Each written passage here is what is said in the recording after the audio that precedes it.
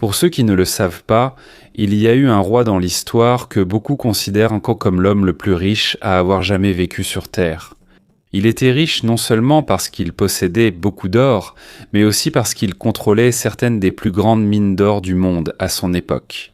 Il contrôlait également les routes commerciales importantes empruntées par les marchands en Afrique. En fait, il y avait tellement d'or dans son empire que lorsqu'il s'est rendu à la Mecque, il a distribué énormément d'or aux personnes qu'il rencontrait sur son chemin. Et à cause de ce geste, la valeur de l'or a temporairement baissé dans certaines villes.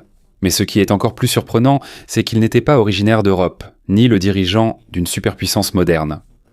C'était un roi de l'Empire du Mali en Afrique de l'Ouest, un royaume qui fut autrefois le centre de l'or, du commerce et du savoir.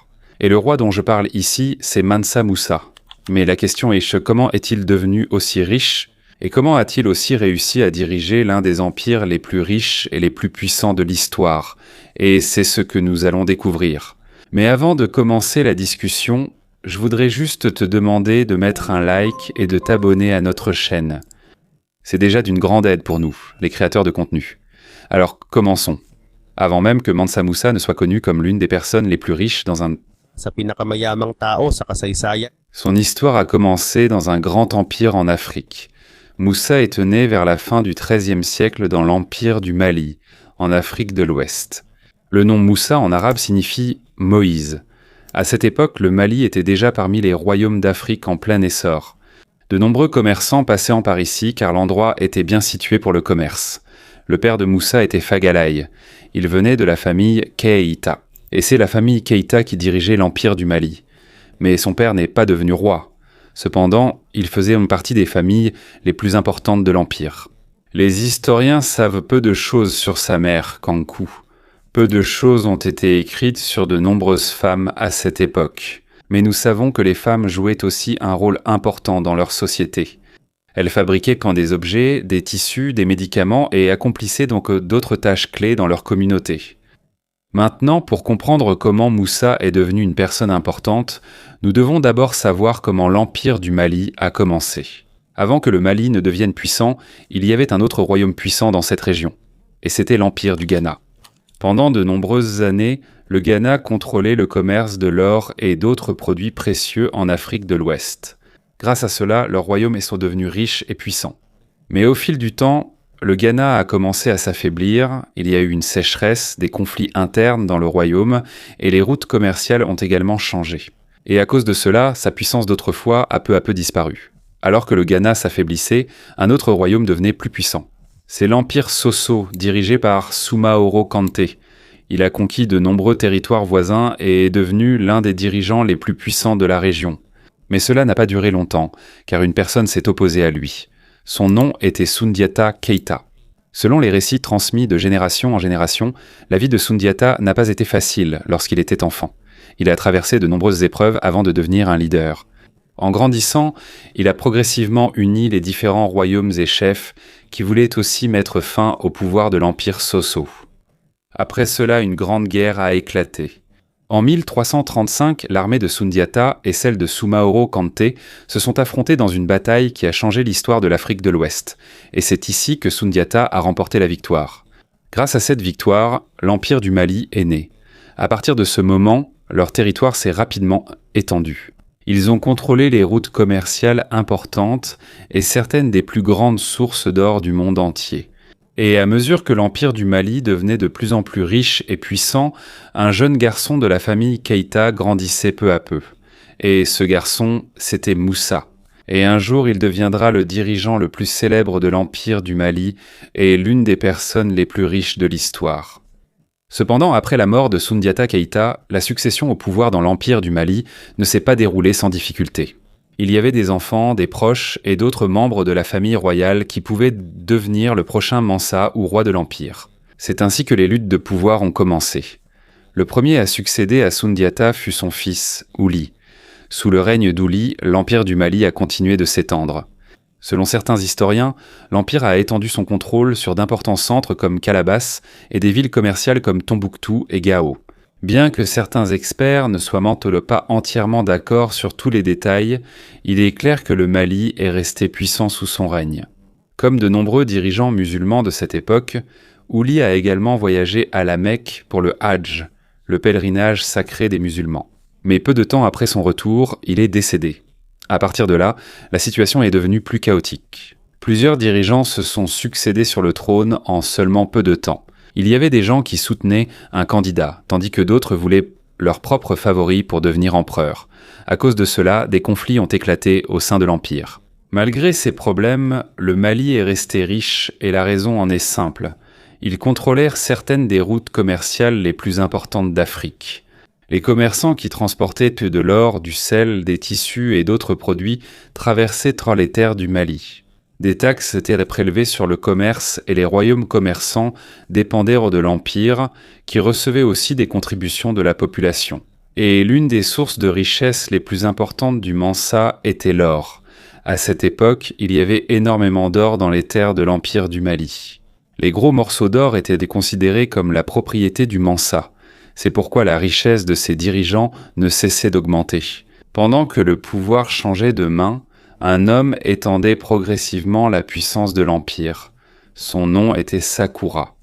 Il ne faisait pas partie de la lignée principale des héritiers du trône. C'est pourquoi son ascension au pouvoir était inhabituelle. Il existe d'anciens documents qui disent qu'il était autrefois esclave. Mais selon d'autres historiens, il est possible que le sens du mot utilisé à l'époque soit différent et qu'il ne corresponde pas à l'esclavage tel que nous le connaissons dans les siècles suivants. Quelle que soit son origine, une chose est claire, c'était un excellent dirigeant. Sous le règne de Sakura, l'Empire du Mali s'est encore agrandi. Le commerce avec le reste du monde islamique s'est intensifié. L'Empire s'est également étendu grâce aux campagnes militaires réussies sous sa direction. Davantage de terres sont passées sous le contrôle du Mali. Plus tard, Sakura s'est également rendu à la Mecque. Cependant, il n'est jamais revenu vivant. Les historiens ne savent pas exactement ce qui lui est arrivé. Il existe différentes histoires et traditions qui donnent diverses raisons de sa mort. Après sa mort, le pouvoir est revenu aux proches de Soundiata Keïta. Quelques années plus tard, un nouveau Mansa est monté sur le trône. L'un d'eux était Muhammad ibn Kou. À cette époque, Moussa avait une vingtaine d'années et était déjà un membre actif de la cour royale. Cependant, les historiens savent peu de choses sur sa jeunesse. Il n'est pas clair comment il a été éduqué. Il n'est pas non plus clair comment il a progressivement accédé au plus haut niveau du gouvernement. Mais il est clair qu'à mesure que son influence à la cour grandissait, l'Empire du Mali devenait également plus puissant. Et c'est ici que commence l'un des récits les plus extraordinaires de l'histoire de l'Empire. Mansa Muhammad n'était pas seulement intéressé par l'expansion de son territoire, il était également curieux de ce qui se trouvait au-delà de l'océan. Selon les anciens registres, il a envoyé des centaines de navires dans l'océan Atlantique au début du XIVe siècle. Ils transportèrent de la nourriture, de l'eau et d'autres provisions pour un long voyage. Son ordre était simple, naviguer vers l'ouest et découvrir ce qui s'y trouvait. On resta longtemps sans nouvelles des navires. Après de nombreux mois, un seul navire est revenu. Selon son capitaine, ils ont rencontré un courant marin très puissant. C'était comme une rivière géante qui coulait au milieu de l'océan. Le capitaine a ajouté que, tandis que les autres navires continuaient, il avait décidé de revenir. Mais au lieu d'avoir peur, Mansa Muhammad est devenu encore plus intéressé par le mystère de l'Ouest et la décision qu'il allait prendre après cela allait changer le cours de l'histoire de l'Empire du Mali malgré tout. Alors que Mansa Muhammad était occupé par son rêve de découvrir ce qu'il y avait de l'autre côté de l'océan Atlantique, une autre personne se préparait peu à peu à une plus grande responsabilité. Cette personne était Moussa. Avant de partir pour sa deuxième expédition maritime au début du XIVe siècle, Muhammad laissa Moussa gouverner l'Empire du Mali pendant son absence. En d'autres termes, Moussa est devenu le dirigeant temporaire de l'un des plus grands empires d'Afrique. Ce n'était pas une tâche facile. À cette époque, l'Empire du Mali était déjà immense. Il était composé de nombreuses villes, villages et de différents groupes de personnes ayant chacun leur propre langue et leurs propres coutumes. Pour cette raison, il fallait un dirigeant capable d'écouter, de prendre des décisions et de maintenir l'ordre dans tout l'Empire. Moussa s'est installé au palais Sanyani, la capitale de l'Empire. C'est là que se trouvait le centre du gouvernement. C'est là que se tenaient les réunions importantes. C'est aussi là que sont apportés les rapports provenant des différentes parties de l'Empire. Pendant l'absence de Mohamed, Moussa s'occupait de ses tâches au quotidien. Il y avait des gouverneurs qui administraient les différentes provinces. Mais c'est Moussa qui avait le dernier mot sur les questions les plus importantes. L'une des raisons pour lesquelles il a rapidement gagné le respect, c'est parce qu'il savait choisir les personnes qui allaient travailler pour le gouvernement. Il a reconnu le mérite des fonctionnaires qui servaient des biens et il s'est assuré que les dirigeants de chaque province étaient retenus responsables. Grâce à cela, l'administration dans de nombreuses parties de l'Empire est devenue plus organisée. Il y a aussi des historiens qui disent qu'à l'époque de Moussa, plus de jeunes du Mali ont eu l'occasion d'étudier dans les centres d'apprentissage en Afrique du Nord. À cette époque, des endroits comme le Maroc étaient connus pour l'éducation, la science, les mathématiques et les études religieuses. Moussa voulait aussi que ses compatriotes acquièrent de nouvelles connaissances qui pourraient aider leur pays. Au fil du temps, il est devenu de plus en plus connu comme un excellent administrateur. Il n'était pas reconnu pour de grandes guerres, pas non plus pour des conquêtes. Il était connu parce qu'il était capable de diriger un immense empire. Pendant ce temps, il n'y avait toujours aucune nouvelle de Muhammad et de ses navires. Jusqu'à présent, cela reste l'un des mystères de l'histoire de l'Afrique. Certains historiens pensent que l'expédition a sombré ou a disparu au milieu de l'Atlantique. D'autres suggèrent différentes possibilités. Cependant, il est important de rappeler qu'il n'existe toujours aucune preuve solide permettant de confirmer ce qui leur est réellement arrivé. Il existe aussi des récits affirmant qu'ils auraient pu atteindre l'Amérique avant l'arrivée de Christophe Colomb. Mais à l'heure actuelle, il n'existe pas encore de preuves suffisantes acceptées par la majorité des historiens pour confirmer cette affirmation. Cela reste donc une théorie et non un fait avéré. Ce que nous savons avec certitude, c'est que Mansa Muhammad n'a jamais été revu. Il n'est jamais revenu. La plupart de ses navires ne sont jamais revenus non plus. Et à cause de cela, le trône de l'Empire du Mali est finalement revenu à Moussa. D'un dirigeant temporaire, il est devenu officiellement le Mansa du Mali. Mais au lieu de perdre du temps à chercher l'expédition disparue, il s'est concentré sur autre chose. Moussa savait qu'il était plus important de renforcer l'Empire que de poursuivre un mystère qui ne trouverait peut-être jamais de réponse. Il a donc commencé à former un gouvernement qui lui était fidèle. Il a choisi des conseillers et des fonctionnaires en qui il pouvait avoir confiance. Il a maintenu le soutien des chefs dans les différentes régions de l'Empire. Et peu à peu, il a posé les bases d'un leadership qui allait conduire le Mali à la période la plus riche et la plus puissante de toute son histoire. En seulement quelques années après être devenu Mansa, beaucoup de gens ont remarqué la grande différence entre Moussa et certains des anciens dirigeants du Mali. Il était connu comme un leader qui savait écouter. Cela ne voulait pas dire qu'il était faible, cela ne voulait pas non plus dire qu'il ne voulait pas utiliser le pouvoir. Mais il savait évaluer la situation avant de prendre une décision. L'une des premières épreuves de son leadership a été lorsqu'il y a eu un malentendu avec les mineurs d'or dans la partie sud de l'Empire. À cette époque, les mineurs étaient très importants.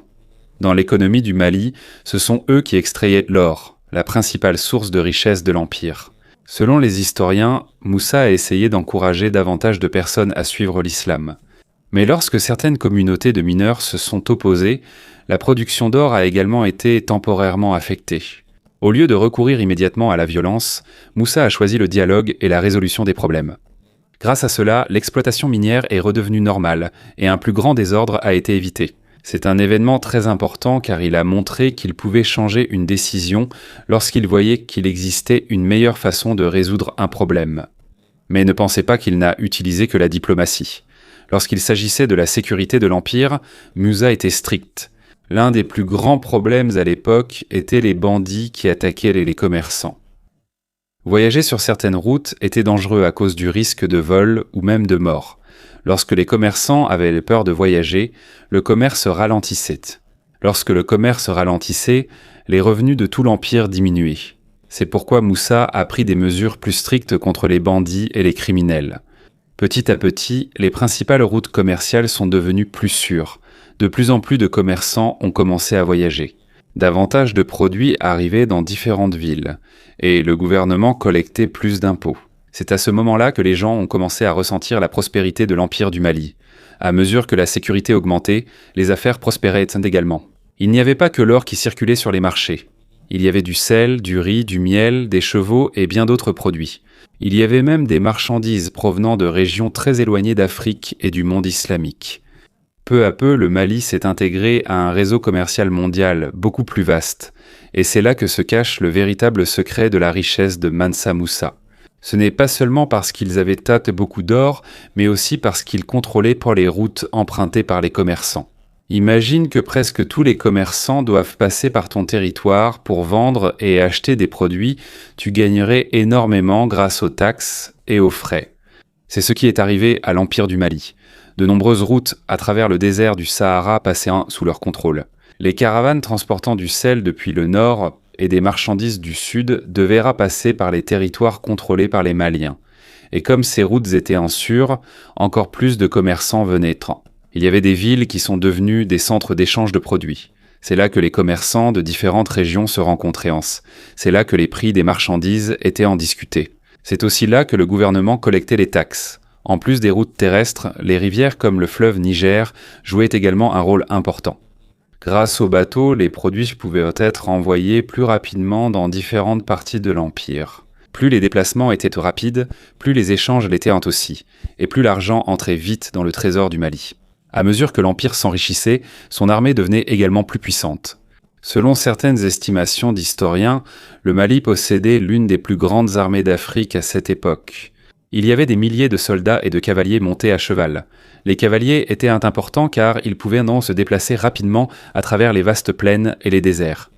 Ils étaient utilisés pour surveiller les routes commerciales, défendre les frontières et maintenir l'ordre dans l'Empire. Moussa savait que la richesse ne suffisait pas sans la capacité de la protéger. Ainsi, à mesure que l'or continuait d'affluer dans son royaume, il continuait aussi de renforcer son armée. Grâce à la combinaison d'un commerce sécurisé, d'un gouvernement stable et d'une armée puissante, l'Empire du Mali a commencé à atteindre un niveau de puissance rarement vu dans l'histoire de l'Afrique. Et à mesure que sa richesse continuait de croître, un voyage commençait peu à peu à se former dans l'esprit de Mansa Moussa. Un voyage qui ferait connaître son nom dans le monde entier. Pourtant, à mesure que l'Empire du Mali s'enrichissait, il continuait également de s'étendre. Selon les historiens, au cours des premières années du règne de Mansa Moussa, il a ajouté de nouveaux territoires à son empire. Grâce à cela, il a encore accru la richesse, la population et les routes commerciales qu'il contrôlait. Pour maintenir ce pouvoir, il avait besoin d'une armée puissante. Dans tout le Mali, les forgerons étaient très respectés par la population. Ce sont eux qui fabriquaient les épées, les lances, les arcs et d'autres armes utilisées par l'armée. À mesure que la fabrication des armes progressait, les tactiques de guerre s'amélioraient également. Des unités spéciales de soldats pouvaient être rapidement déployées dans différentes parties de l'Empire en cas de menace. Les rivières étaient utilisées pour transporter plus rapidement les personnes et les fournitures. Il y avait aussi des guerriers choisis qui servaient de force d'élite de l'Empire. Ce sont eux qui étaient généralement envoyés pour les missions les plus importantes et les grandes batailles. En plus de la force de son armée, une chose était également importante pour Moussa, sa foi. En 1324, près de 12 ans après être devenu Mansa, il décida d'entreprendre l'un des voyages les plus importants de sa vie. C'est le Hajj, le pèlerinage sacré des musulmans vers la Mecque, mais ce n'était pas un voyage ordinaire. À cette époque, le Mali était déjà l'un des royaumes les plus riches et les plus puissants du monde. Moussa voulait aussi montrer aux autres pays à quel point son empire était grand et riche. Il a donc préparé une caravane immense. Selon les anciens récits, environ 60 000 personnes ont participé au voyage. Cela comprenait des soldats, des serviteurs, des fonctionnaires du gouvernement, la famille et d'autres membres de son groupe. Des centaines de chevaux et de chameaux transportaient un tas de la nourriture. De l'eau, des équipements et énormément d'or. Certains des chameaux ne transportaient que de l'or. Pendant que la caravane avançait, elle ressemblait à une ville en mouvement au cœur de l'Afrique. Depuis la capitale de Niani, ils ont traversé de vastes prairies et ont finalement atteint le désert du Sahara. C'est là que la partie la plus difficile de leur voyage a commencé. Le jour, le désert était extrêmement chaud. La nuit, il faisait très froid. Pendant la journée, ils devaient y chercher suffisamment d'eau pour des milliers de personnes et d'animaux. Malgré cela, la caravane a continué pendant de nombreux mois. Finalement, ils ont atteint l'une des villes les plus importantes du monde à cette époque, le Caire en Égypte. En l'an 1324, le Caire était l'une des plus grandes et des plus riches villes du monde. Beaucoup de gens ont été émerveillés en voyant l'arrivée de Mansa Moussa et de sa gigantesque caravane. Des vêtements colorés, des bijoux précieux et une quantité incroyable d'or. La plupart des gens n'avaient jamais vu autant de richesses affichées lors d'un voyage.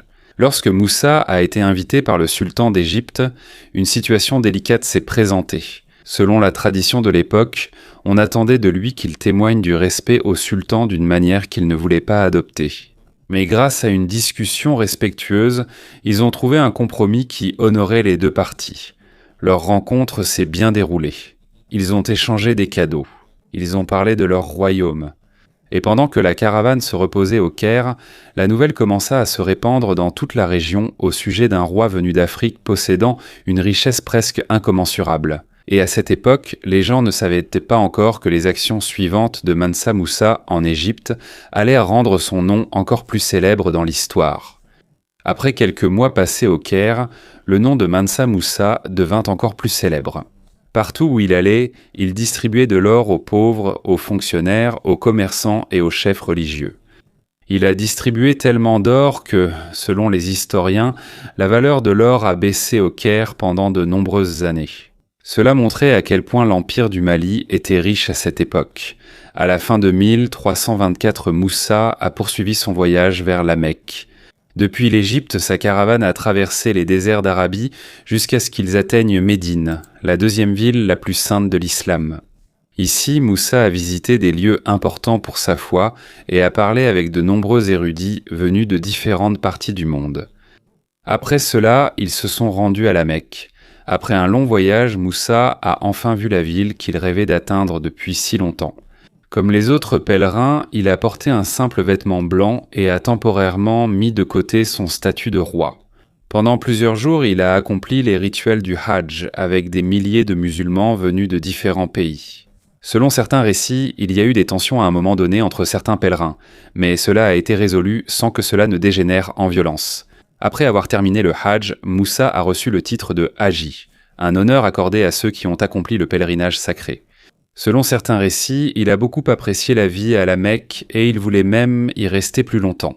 Mais pendant qu'il était en Arabie, des nouvelles arrivaient du Mali. Il y avait des problèmes à résoudre à l'intérieur de l'Empire et des tensions avec les territoires voisins. À cause de cela, il a décidé de rentrer chez lui.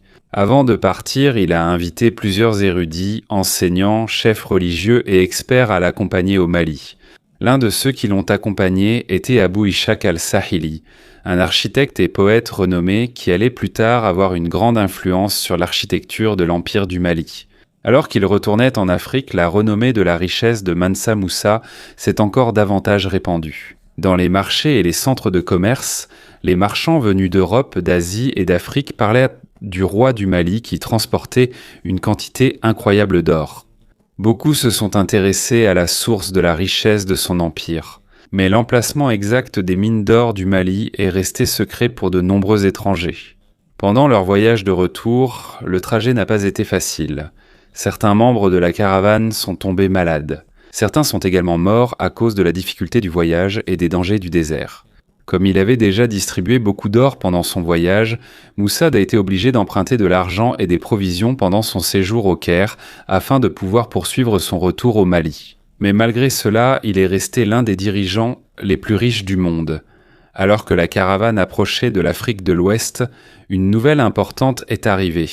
Selon les rapports, l'un de ses généraux a réussi à vaincre les Songhai et à prendre la ville de Gao, un centre commercial important de la région. Pour Moussa, cette victoire était très importante. Non seulement parce que cela a agrandi son territoire, mais aussi parce que cela a renforcé le contrôle du Mali sur les routes commerciales en Afrique de l'Ouest. À cause de cela, il a changé son itinéraire de retour et s'est rendu directement à Gao. Là, il a personnellement supervisé l'accord avec les chefs vaincus. Au lieu de détruire leur gouvernement, il leur a permis de gérer certaines affaires locales tout en restant sous l'autorité de l'Empire du Mali. C'était une méthode souvent utilisée par Moussa.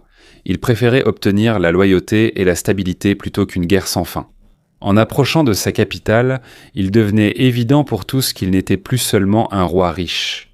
Mansa Moussa était désormais un dirigeant reconnu dans toute l'Afrique et dans une grande partie du monde connu à son époque. Après que le Mali ait conquis Gao, Mansa Moussa n'a pas seulement gagné du territoire. Il a également obtenu le contrôle d'une route commerciale plus importante à Gao. Et Moussa a remarqué l'ancienne mosquée de la ville. Selon les archives, il n'était pas satisfait de son apparence, alors il a fait construire un bâtiment plus solide et plus beau. C'est ici que le style architectural du Mali est devenu plus connu. Les murs sont épais, faits de boue, de bois, de fibres et d'autres matériaux facilement trouvés dans la région. L'apparence est simple, mais c'est solide et adapté au climat chaud de l'Afrique de l'Ouest. De Gao, Moussa s'est rendu à Tombouctou, et c'est là que ses ambitions ont pris de l'ampleur. Il a vu que Tombouctou n'était pas une ville ordinaire. Elle est proche du fleuve Niger. Les commerçants y passent, et c'est un endroit idéal pour en faire un centre de commerce, de religion et d'éducation. Ainsi, sous le règne de Moussa, Tombouctou s'est encore développé. Il a fait construire des mosquées, des écoles et des bâtiments qui allaient devenir importants dans l'histoire du Mali. L'une des plus célèbres est la mosquée Djingareyber, qui est encore aujourd'hui considérée comme une partie importante de l'histoire de Tombouctou. L'éducation s'est également développée dans la ville. Des érudits, des enseignants, des experts en droit, en mathématiques, en astronomie et en études islamiques sont arrivés. À cause de cela, Tombouctou n'est plus seulement devenue un lieu de commerce, elle est aussi devenue un centre de savoir. Au retour de Moussa dans la capitale de Niani, il a été accueilli par le peuple comme un héros. Il n'a pas seulement rapporté l'histoire de son Hajj, il a aussi apporté de nouvelles idées d'Égypte, d'Arabie et d'Afrique du Nord. Il les a utilisées pour embellir son empire. Il a fait construire des mosquées, il a renforcé l'éducation. Et il a encore plus ouvert le Mali aux échanges avec le reste du monde. Mais à mesure que le Mali devenait plus puissant, de plus en plus d'étrangers s'intéressaient à ses richesses, surtout à l'or. Quand on demandait à Moussa d'où venait tout l'or du Mali, il ne répondait pas directement. Selon certains récits, il disait que l'or poussait comme une plante dans un endroit secret. Ce n'était pas une explication littérale. C'était une façon polie de dire aux étrangers « Ne vous mêlez pas de l'endroit où nous obtenons notre or ». Moussa savait que si les autres royaumes découvraient l'emplacement exact des mines, cela pourrait représenter un danger pour le Mali. Vers les années 1330, Mansa Moussa est mort.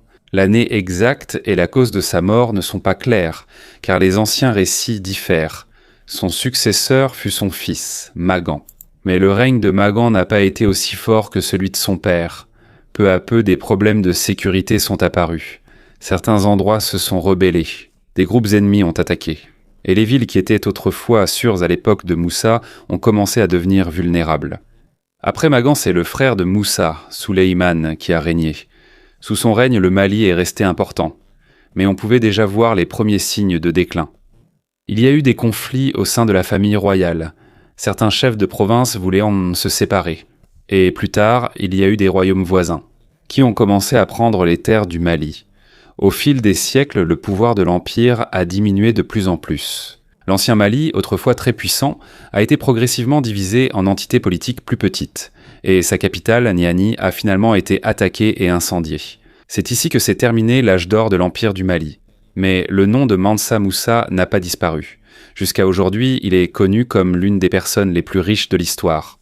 Des estimations modernes estiment que la richesse de Mansa Moussa vaudrait aujourd'hui plusieurs centaines de milliards de dollars. Mais il est très important de se rappeler que ces chiffres ne sont pas exacts. Il est difficile de mesurer la richesse d'un roi de la période médiévale. Surtout si on se fonde sur d'anciennes histoires, le commerce de l'or et des récits écrits de nombreuses années après sa vie. Ce que nous savons avec certitude, c'est ceci. Le Mali était extrêmement riche, l'influence de Moussa était immense et son pèlerinage à la Mecque a fait connaître le Mali au reste du monde. En 1375, l'Atlas catalan est apparu, l'une des cartes les plus importantes du Moyen-Âge. Là, Mansa Moussa y est représenté tenant de l'or. Cela signifie que même longtemps après sa mort, il était encore connu dans des contrées lointaines comme le roi d'une terre riche en or. Mais la richesse n'est pas le seul héritage de Mansa Moussa. Il a renforcé le commerce. Il a développé Tombouctou, il a accordé de l'importance à l'éducation. Et il a montré qu'à cette époque, l'Afrique possédait des empires avec leur propre système, connaissances, architecture et pouvoir. Alors, lorsque nous entendons le nom de Mansa Moussa, nous ne devrions pas seulement penser à l'or. Nous devons aussi nous souvenir d'un dirigeant qui a utilisé sa richesse pour renforcer son empire, connecter le Mali au reste du monde et laisser un héritage dont on parle encore aujourd'hui.